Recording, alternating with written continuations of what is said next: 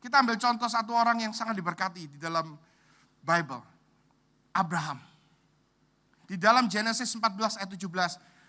Setelah berperang dan mengalahkan Raja Kedorlaomer, dia pergi ke lembah raja. Dan di situ dia satu-satunya orang yang bukan raja, yang kongko sama raja-raja. Melkisedek Raja Salem membawa roti dan anggur, dan dia adalah seorang imam bagi El Elyon atau Gods of Heaven, El Elyon. Elohim yang maha tinggi. Dia memberkati dan berkata Abraham oleh El Elyon, Elohim yang maha tinggi, yang empunya langit dan bumi. Dan terpujilah El Elyon, Elohim yang maha tinggi, yang telah menyerahkan musuh-musuhmu dalam tanganmu. Dan ia memberikan kepadanya persepuluhan dan semuanya.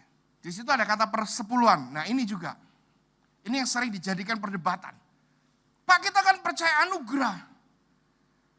Kan persepuluhan sudah tidak relevan. Persepuluhan itu Taurat. Yang ngomong persepuluhan Taurat itu siapa? Zaman ini Musa belum hidup. Zaman ini belum ada hukum Taurat. Zaman ini belum ada orang yang suruh kasih persepuluhan. Tapi begitu Abraham diberkati, Abraham melakukan perjamuan kudusnya pada saat itu bukan dengan pengertian seperti kita, tubuh dan darah Yesus. Tapi di situ ada roti dan anggur. Jadi Raja Salem ini digambarkan prototipe seperti Tuhan Yesus. Gambaran Tuhan Yesus. Terus Raja Salem ini ngomong sama Melkisedek ini ngomong sama Abraham, udah ambil semua harta ini, bawa semua hasil jarahanmu, cuma tinggalkan orang-orangnya saja. Abraham jawab gini, enggak. Aku enggak mau bawa apapun, karena aku tidak mau dianggap orang bahwa aku nanti akan mengambil sedikit pun dari kamu. Aku enggak mau. Abraham ini mentalnya kaya.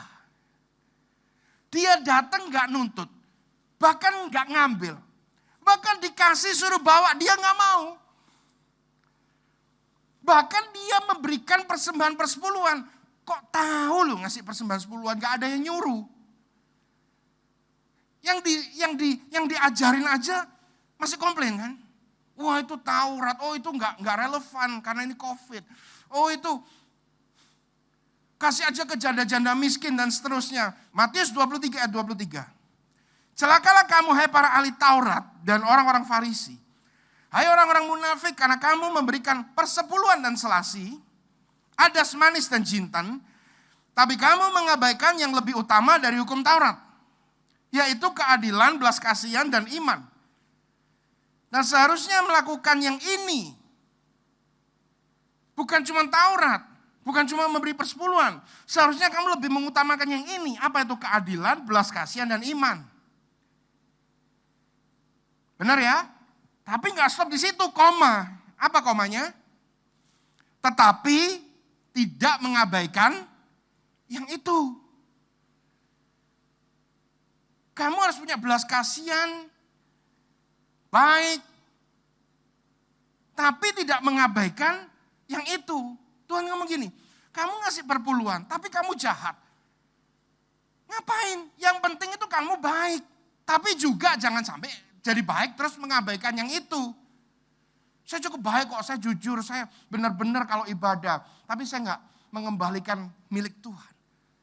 Saya kasih ke janda-janda miskin, ke orang-orang yang membutuhkan. Itu beda lagi.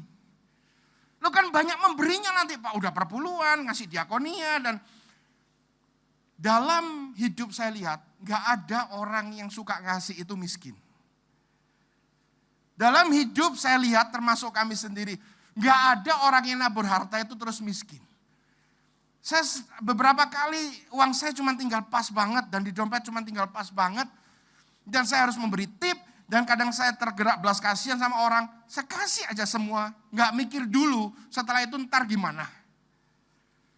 Tapi sampai hari ini Tuhan gak pernah utang sama orang yang memberi. Dia akan diberi dengan takaran yang dipadatkan sampai melimpah keluar. Sebaliknya engkau bisa lihat orang-orang yang terus nyinyirin orang yang memberi, nyinyirin orang yang setia, nyinyirin orang yang mengembalikan persepuluhan. Kau lihat hidupnya, pasti dia fokusnya lebih ke uang. Karena apa? Karena dia hitungan. Nah Abraham ini gak hitungan. So, being rich is not the purpose. Be a blessing, it's a purpose. Menjadi kaya itu bukan tujuan hidup kita.